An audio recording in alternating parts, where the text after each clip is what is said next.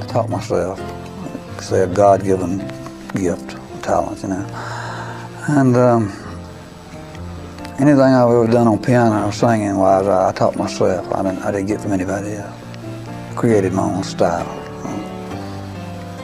I had to do it my own way. I understand Hold On Shakin' sold about 1,500,000, is that right? I believe so. Well, you know what's correct. been worrying me here for the last 3 or 4 weeks? What the heck you gonna get me for Christmas? Well, I haven't thought too much about it, Mr. Phillips, but you can't ever tell what I'm liable to come up with. Well, what have you been hearing about this Great Balls of Fire record all over the country? Been hearing a lot about it? Well, it seems to be moving along pretty good. I understand it's breaking all over the country. But right now, good people know Jerry Lee Lewis. He's been on Steve Allen's show. He's been on Dick Clark's show. But right now, he's on one of the hottest cotton-picking shows in the country. Yes, sir, the Dewey Phillips Show. Right now, he's going to cut loose with one of the late great... Feeling the fun. Some people never take the show as fun. Oh, baby, drive me crazy. Oh, goodness gracious, great balls of fire. Barely 3 months after Jerry Lee's first appearance on national television, he was the heir to rock and roll's throne. His songs were at the top of the charts. He'd been in a Hollywood movie, and Elvis was going into the Army. 22-year-old Jerry Lee Lewis was his own man. In December of 1957, 13-year-old Myra Brown became the third Mrs. Jerry Lee Lewis. And the man responsible for promoting Jerry could see what was coming. They were looking for a way to knock rock and roll. They couldn't find it with Elvis, they couldn't find it with any of these other people, so they found a damn way to really crucify Jerry Lee Lewis. In May, Jerry arrived in London with his young bride. He was scheduled for 27 appearances. Jerry Lee went over there, and Oscar Davis was his manager then and didn't go to protect him. The London Evening Star called Jerry an undesirable alien. All the shows were called off, and the Lewises took the first flight home. Jerry, what about this reception in London? Can you tell us about that? Yes, sir. We had a very good reception, sir. Oh, is that so? Yes, we had a very nice time, and the people treated us real nice. Well, the papers reported that you were greeted with silence over there and with catcalls from the audience. Is that right? Well, I can't agree with them there, sir. Our audience was very nice and very good. Were you there, Mrs. Lewis? I was there, but I wasn't at the shows. Oh, you weren't at the shows? Oh, did you notice anything like that sort of reception? No, it was a very good reception, I thought. Why did you leave? Well, I don't answer those questions, sir. My manager might knock my head off or something. When were you married? Pardon? When were you married? Well, we leave our personal questions out of this, sir. All right. Well, good luck. Thank you. Back in the States, things weren't much better. His records were banned, and his income dropped from $20,000 to $250 per night. The first thing to go is Jerry Lee's 13-year marriage to Myra. Next, he's staggered by the death of his beloved mother. Then, 2 years later, in 1973, his 19-year-old son, Jerry Lee Jr., dies in a car crash. His fourth wife, Jaren, drowns in a swimming accident. And then his fifth wife, Shawn, dies after a controversial methadone overdose. A decade of heartbreak. The 70s reads like a police blotter for Jerry Lee Lewis. He wrecks a Rolls Royce and demolishes a Corvette. He is arrested for driving while intoxicated. Financial problems plague him, and his assets are seized by the IRS. He is charged with numerous weapons violations, including the accidental shooting of his bass player. But the irrational behavior continues. The carousing, the booze, the pills. His wife called me. I was eating lunch in the restaurant about 11 o'clock. We were to have a 2:30 p.m. service that afternoon. And she said, you've got to do something. He's in serious shape. I was taking a lot of pills at the time, you know. And nobody had mentioned it to me or said anything about it. And I didn't know that I was in that bad a shape. He couldn't even talk. He was trying to sing. He couldn't say his words. He was slurring them so bad, and it hurt me. Tamer than you were, I think. You had a more wild image. Am I correct in thinking that? Well, I think Elvis was a little bit more conservative than I was. He hid himself more, I would say, from the public than I did. I was more wide open than Elvis. I never hid anything. Or whatever I did, I never tried to hold it a secret.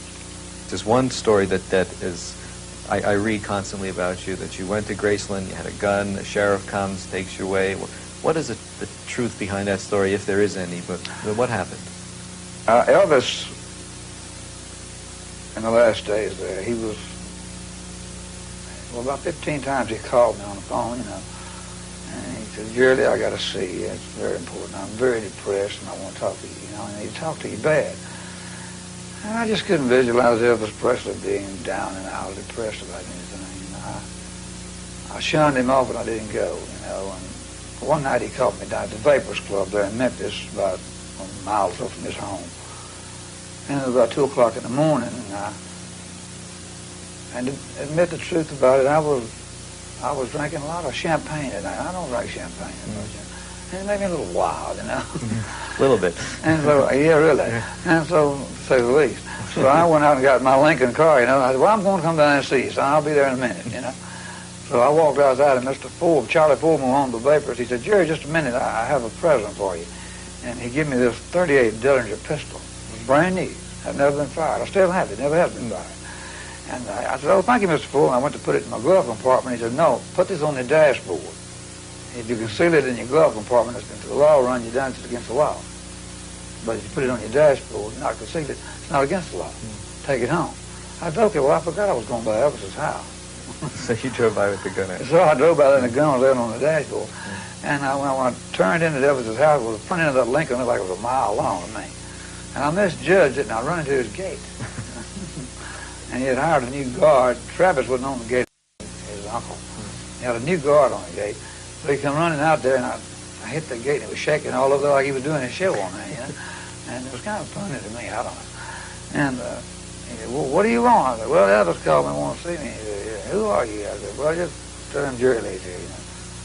And he saw that gun on the dashboard of the car. And he ran back and he called the law. And so I'm sitting there, you know, and a minute later, the law, about 5 or 6 squad cars surrounded my car, you know. I'm sitting there looking at it, and I was really loaded. And I went to put the seat back on the car, and instead of putting the seat back, I was putting the window down. And I didn't know it. I threw this champagne bottle out the window, and I thought it was down, and knocked the whole window clean out. So they knew I was loaded. And it was embarrassing. And I said, what are you going to do with that gun? You going to shoot Elvis Presley? I said, well, if you're silly enough to think that, I said, probably so. That's working. And they said, get out of that car, the old kid. That was the deal on that. And Elvis waited and waited and waited on me, you know. #1 artist, I did too. And the honest thing, I done what I wanted to do. Elvis, he wanted to do the things I did, but he was scared too. And he tried to do it and hide it. And so I said, Elvis, you know, you ought to be your own man, do what you want to do. Don't let these people tell you what to do. Well, Elvis Presley was a fine person. And I miss him very much. And he was one of my dear friends. Somebody I could depend on, you know?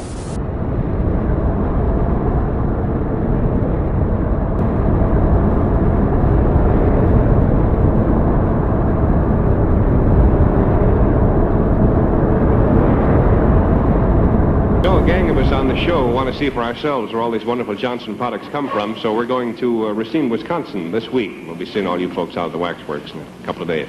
There's been a whole lot of shaking going on around here all day, and it's been as a result of a fellow dropping in by the name of Jerry Lee Lewis. As you know, you young folks especially, there's a hit record right now called A Whole Lot of Shaking Going On. It's one of those songs where you kind of get the beat and the feeling, and nobody ever will, I guess. It goes by too fast. But here he is, jumping and jolting, Jerry Lee Lewis. Thank you very much. Thank you very, very much.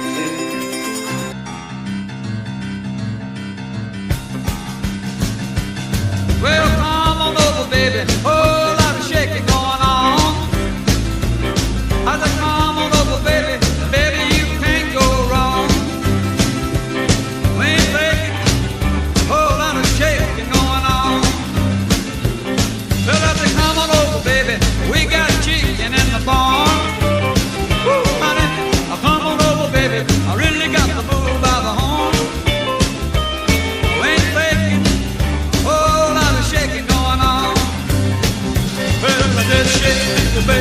shake it. I said shake it, baby, shake it. I said shake it, baby, shake it. I said shake it, baby, shake it. Come on over. Oh, lot of shaking going on.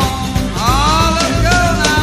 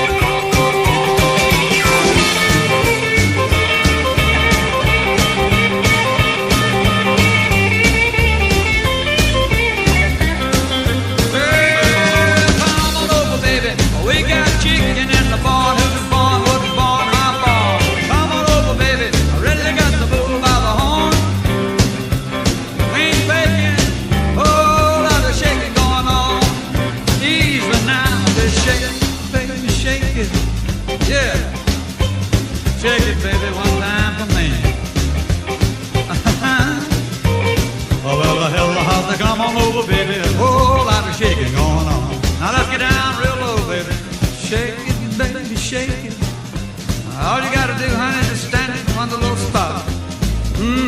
Wiggle it around just a little bit, baby. That's when you got something. Yeah. Well, shake it, baby, shake it. I said shake it, baby, shake it. I said shake it, baby, shake it. I said shake it, baby, shake it. Come on over. Oh, lot of shaking going on. Play the piano now.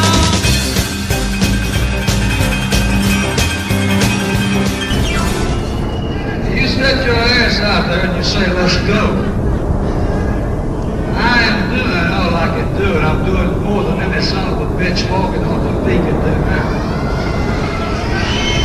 And if you don't like that, you can kiss my fucking ass.